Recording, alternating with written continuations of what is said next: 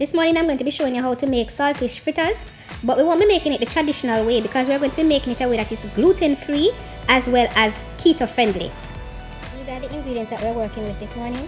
We're going to need about 1/4 teaspoon of crushed pepper, 1 teaspoon of baking powder, a dash of curry powder, and that is optional, you can leave that out, a dash of paprika, 1/4 teaspoon of salt, 1/4 teaspoon black pepper, 1/4 teaspoon all-purpose seasoning, 1 teaspoon of psyllium husk, 1 teaspoon of thyme leaves. Separate these from the stalks so you have only the leaves.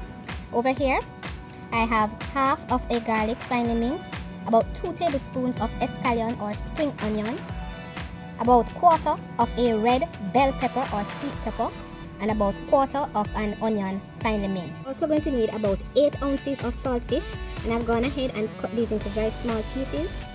And you're going to need 1/4 cup of coconut flour and 3/4 cup of almond flour, 2 medium-sized eggs, and about 1/4 cup of warm water.